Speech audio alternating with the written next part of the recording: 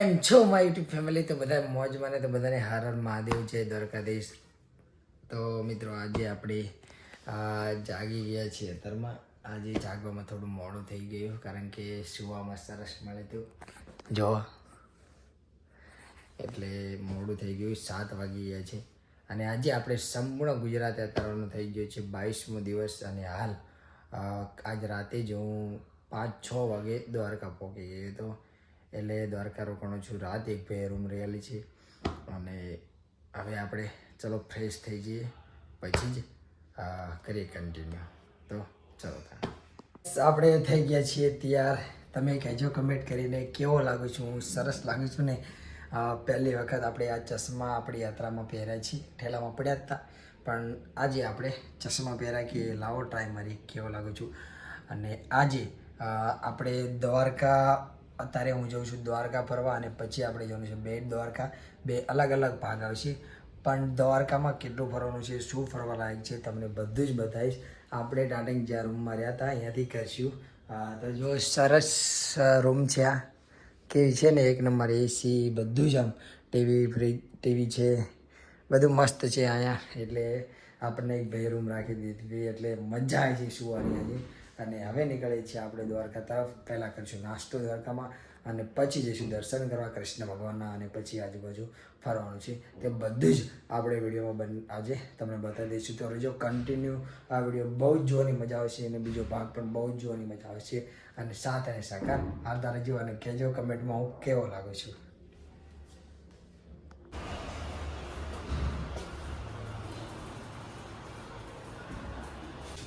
Hotel Shiv પેલેસમાં રોકાણા હતા આપણા મિત્રો. ચાલો તો આપણે આવી ગયા છીએ નીચે.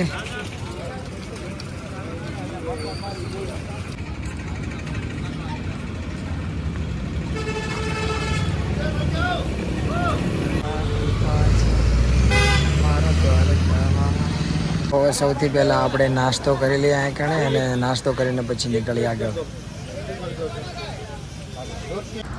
તો સરસ મજાનો આપણે નાસ્તો કરી લીધો છે અને હવે નીકળી ગયા છે દ્વારકા તરફ દ્વારકાધીશના દર્શન કરવા. તો અહીંયાથી શરૂઆત થાય છે મિત્ર દ્વારકાની. આજે અત્યારે વાગી ગયા છે 8 અને આપણે બધો જ નાસ્તો બધું કરીને આવી ગયા છીએ દ્વારકા. તો હવે આ ગેટથી જઈશું આપણે અંદર દ્વારકાધીશના દર્શન કરીશું અને તમને પણ દર્શન કરાવીશું.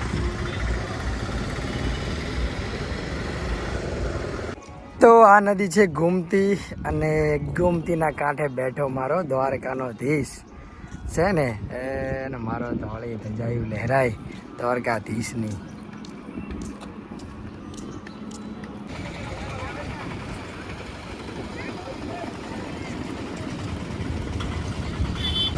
આ છે દ્વારકાનું રિક્ષા સ્ટેશન.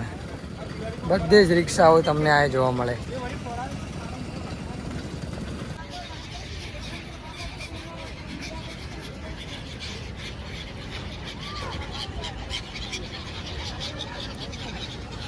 આપણે ગોમતીમાં નાહ્યા તો નતા પણ કહે છે ને કે ગોમતી માને પગે લાગીને તમે કૃષ્ણ ભગવાનના દર્શન કરવા જાઓ ને તો બધું આવી જાય. તો આપણે ગોમતીમાં પાણી ચડાવી દીધું છે.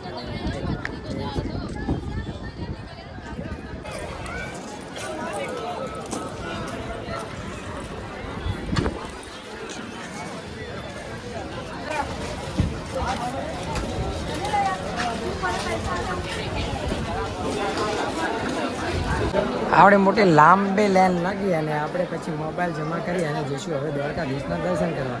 તો પહેલાં મોબાઈલ જમા કરીએ કારણ કે મોબાઈલ અંદર અલાઉડ નથી. તો ચલો મોબાઈલ જમા કરી દઈશું અને મોબાઈલ જમા કરાવી અને આપણે પછી દ્વારકાધીશના દર્શન કરી અને આવીને પછી આપણી યાત્રા ભણે એટલે આપણે દર્શન કરવા નીકળીશું. તો આપણે દ્વારકાધીશના દર્શન કરી લીધા છીએ અને હવે મોબાઈલ એને અંદર અત્યારે છે ફટોફટ. તમે જોઈ શકો છો પબ્લિકની ભીડ બહુ જ છે. અને દ્વારકાધીશનું મંદિર કહે છે ને કે 56 વાયા. ત્યારે અભી હાલ જ થોડો લેટ પડી ગયો. હું ધજા ચડાવી પડી અભી હાલ બહુ મથ્યો પણ તો અંદર આવવાનો મેળ ના આવ્યો ફટોફટ.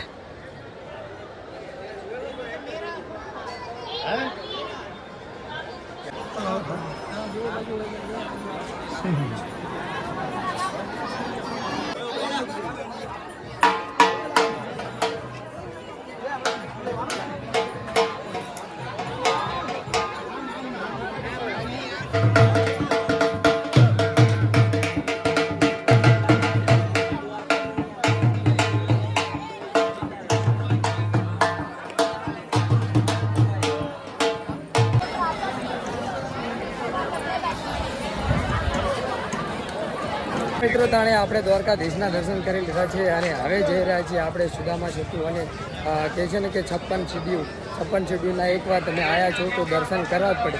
તો આપણે જઈ રહ્યા છીએ 56 સીડીઓના દર્શન કરવા અને હવે તમને પણ 56 સીડીઓના સુદામા સેતુ અને રૂકમણીના દર્શન કરાવી રહ્યા. તો ચલો જાણે વિડીયો. તો મિત્રો આ તરફ તમે ફરવા આવો એટલે પહેલાં જ આવે સુદામા સેતુ. તો અહીંયા હું આવી ગયો છું સુદામા સેતુ અને તમને પણ બતાવી દઉં કે કેવો સુદામા સેતુ છે અને પછી નીકળીએ આગળ.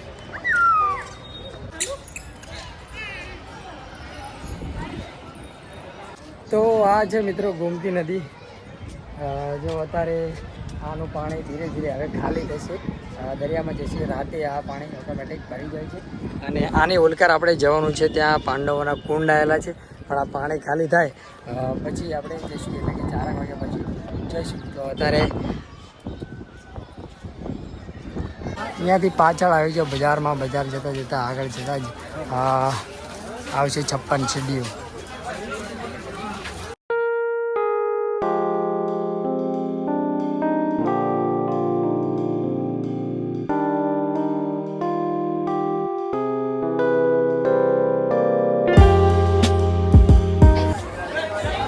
આપણે આવી ગયા છીએ હવે 56 સીડીએ. જે આ 56 સીડીના દર્શન આ જગ્યાએ થાય છે. આ છે 56 સીડી.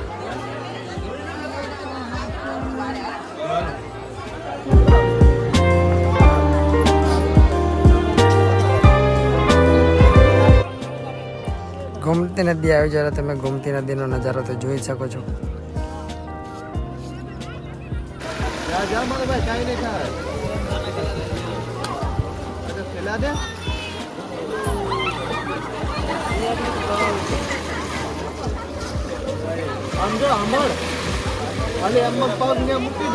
અને એક દામોદર કુંડના તમે દર્શન કરી લો એટલે પછી આવી જાઓ બાજુમાં ગોમતી નદી. ગોમતી નદીના કાંઠે ને કાંઠે હાલ્યા જાઓ એટલે તમને આગળ મળશે રૂકમણી માતાનું મંદિર. તો ચલો ત્યારે તમે આ ગોમતી નદીનો નજારો તો જોઈ શકો છો. કેટલા બધા પક્ષી છે અને એક સરસ ગોમતી નદીનો નજારો છે. તો આપણે આવી ગયા છીએ ગોમતી નદીના દર્શન કરી અને દર્શન પણ કરી રહ્યા છે કૃષ્ણ ભગવાનના. અને હવે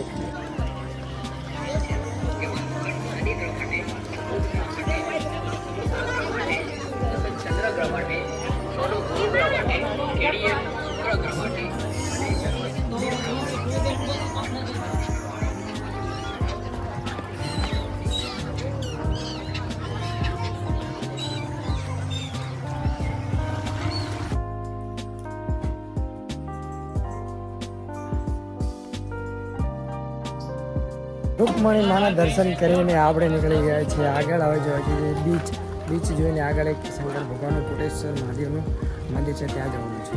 રૂકમણી માના દર્શન કરી અને પહોંચી ગયા છીએ બીચ જોવા. તમે બીચ આ જુઓ એટલે તમને લાગે છે ને મુંબઈ જેવું, પણ આ મુંબઈ નથી, આ તો છે અમારું દ્વારકા. જો 1 નંબર બીચ લાગે છે ને. આ જોઈ અને હવે આપણે જઈશું આગળ. એક હનુમાનદાદાનું મંદિર છે ત્યાં. પછી આપણે આવી ગયા દરિયાની મોજાની લહેરો જોવા માટે.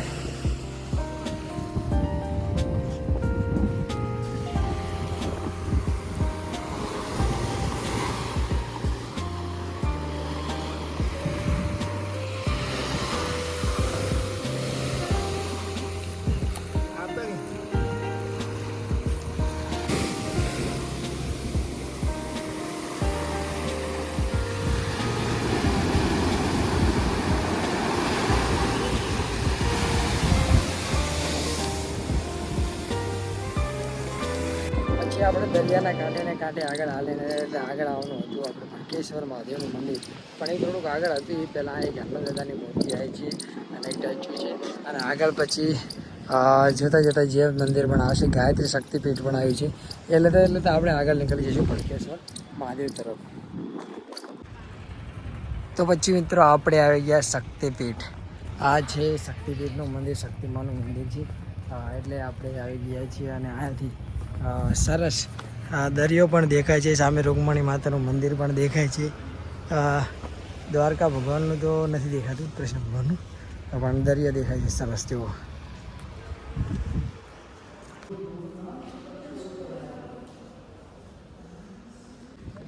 તો એ બધું ફરીને પછી આપણો હતો 1 કિલોમીટર 3 300 મીટરનો સફર અને એ જવાનું હતું ભટકેશ્વર મહાદેવના મંદિરે. તો આપણે નીકળી ગયા ભટકેશ્વર મહાદેવના મંદિર તરફ. તો આ જાય છે રસ્તો ભટકેશ્વર મહાદેવ. તો ચલો તાણે તમને પણ દર્શન કરી દઈએ.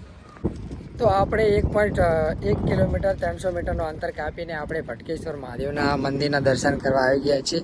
અને હવે જઈ રહ્યા છીએ અંદર ભટકેશ્વર મહાદેવના દર્શન કરવા, કારણ કે ત્યાં પણ દરિયાના કાંઠે જ છે મંદિર અને સરસ નજારો છે દરિયાના કાંઠે. અને ભટકેશ્વર મહાદેવની બહુ જ શિવરાત્રિ બહુ જ મસ્ત. શિવરાત્રિ આખા મહિનામાં શિવરાત્રિની આજુબાજુ એટલે કે શ્રાવણ મહિનામાં અને શિવરાત્રિ બંને દાણે આ કણે બહુ જ મોટી પબ્લિક હોય છે, એટલે કે મેળો ભરાય છે. અહીંયા બહુ જ પબ્લિક આવતી હોય છે. તો જોઈએ, કારણ કે ભટકેશ્વર મહાદેવ હું ઓલી ફેર પણ આવ્યો હતો, તાણે પણ દર્શન મેં અહીં નહોતા કર્યા. હું ડાયરેક્ટ ઘરે જતો રહ્યો હતો. એટલે હાલ ફેર એવું વિચાર્યું છે કે કોઈ વસ્તુ દ્વારકાધીશમાં બાકી નથી મૂકવાનું અને બેટ દ્વારકામાં પણ બાકી નથી મૂકવાનું. તો અહીંયાથી કંઈક દરિયાનો નજારો કંઈક અલગ જ છે. સામે છે આપણે ભટકેશ્વર મહાદેવનું મંદિર, ત્યાં જવાનું જ છે. અહીંયા પણ આપણે અહીંયા પહેલાં તમને એક સીન બતાવી દઉં કે કેવું લાગી રહ્યું છે ભટકેશ્વર મહાદેવ. અને સામું છે ભટકેશ્વર મહાદેવનું મંદિર.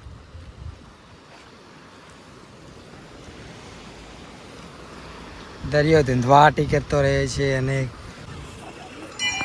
તો મિત્રો આપણે આવી ગયા છીએ ભટકેશ્વર મહાદેવ મંદિર, ભગવાનના શંકર ભગવાનના દર્શન કરવા માટે. એટલે આ છે બજાર. તમે જાઓ એટલે સીધે જ હાલતા જાઓ એટલે ભટકેશ્વર મહાદેવનું મંદિર આવી જાય છે. તો થોડુંક જ આગળ આ દેખાય છે તમને એ ભટકેશ્વર મહાદેવનું મંદિર છે. જો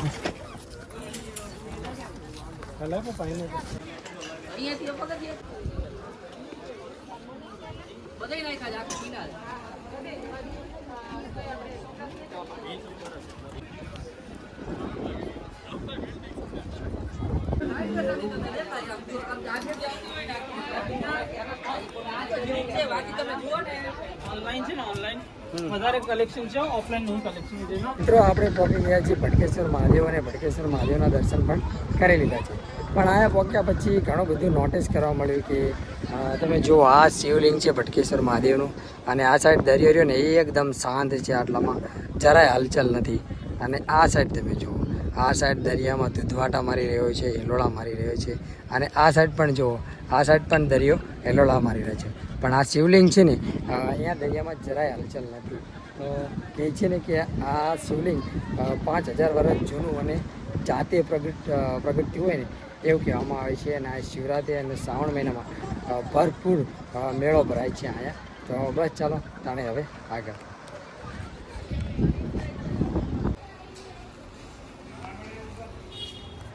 તો ચલો મિત્રો, અત્યારે વાગી ગયા છે 2 અને આપણે હવે દ્વારકામાં જેટલું ફરવાનું વસ્તુ હતું એટલું ફરી લીધું છે. અને હવે આપણે નીકળવાનું છે બેટ દ્વારકા. તો પહેલાં જઈશું આપણે જે હોટલે સાયકલ મૂકી છે, તો સાયકલ જ્યાં મૂકી છે એ લઈ અને પછી નીકળવાનું છે આપણે બેટ દ્વારકા તરફ. બેટ દ્વારકા થાય છે અહીંયાથી 33 કિલોમીટર. એટલે હવે આપણો નેક્સ્ટ વિડીયો આવશે બેટ દ્વારકાનો. તો આ વિડીયો જોઈ લીધો હોય તો બીજો વિડીયો જોવાનું ભૂલતા નહીં. તો ચલો તાણે હવે નેક્સ્ટ વિડીયોમાં મળીએ બેટ દ્વારકા તરફ. એ રેલવે સ્ટેશનની નજીક છે અને દ્વારકા મંદિરથી 1.500 મીટર જેટલી દૂર છે. એટલે આપણે ચાલી અને નીકળી ગયા હતા આપણે રૂમ તરફ. અને રૂમે આપણી સાયકલ પડી હતી, સાયકલ લઈને આપણે જવાનું હતું બેટ દ્વારકા. તો થોડું દૂર રૂમ છે, એટલે તમને રૂમનું પણ એડ્રેસ બતાવી દઉં કે રેલવે સ્ટેશનની નજીક છે. તો તમારે ક્યારે પણ આ રૂમે રહેવા આવવું હોય તો દ્વારકા ફરવા આવતા હોય તો આ રૂમની જરૂર મુલાકાત લેજો. રૂમ 1 નંબર છે અને રૂમનું ભાડું પણ સસ્તું છે અને મજા આવશે રૂમમાં. તો ચલો તમને રૂમ પણ બતાવી દઉં અને સરસ એડ્રેસ પણ બતાવી દઉં, એમને પૂછી પણ લઉં. તો ચલો તાણે રહેજો કન્ટિન્યુ. મિત્રો આપણે રૂમે પહોંચી ગયા છીએ અને જોયો તમે આ રૂમ છે, આ શિવ હોટલ શિવ પેલેસ. આપણે અહીંયા રોકાણા છીએ. આ રૂમ છે 1 નંબર. અને હવે અહીંયા આપણી પડી છે સાયકલ અને આપણે અહીંયાથી નીકળવાનું છે બેટ દ્વારકા તરફ. તો સાયકલ લઈ અને નીકળીએ, પછી રાતે પાછું અહીંયા આવવાનું છે. તો ચાલો મિત્રો, પાછા આપણે રૂમ પર આવી ગયા છીએ જ્યાં આપણે રાતે રોકાણા હતા. અને હવે તમને હું રૂમ પણ બતાવી દઉં કે કેવી ક્વોલિટીની રૂમ છે. અને તમને એના માટે અલગ પણ હું એક વિડીયો ડાલીશ કે તમને આ રૂમનો લોકેશન મળી જશે અને તમને નંબર પણ આપી દઈશ. પછી એ આપણે વિડીયો પછી રાખીશું. પણ અત્યારે હું આવી ગયો છું રૂમમાં અને હવે આપણે રાતે નીકળવાનું છે આગળ જવાનું છે બેટ દ્વારકા માટે. તો અત્યારે હું રૂમમાં જે સામાન થોડો છે એ મૂકી અને પછી નીકળશું આગળ.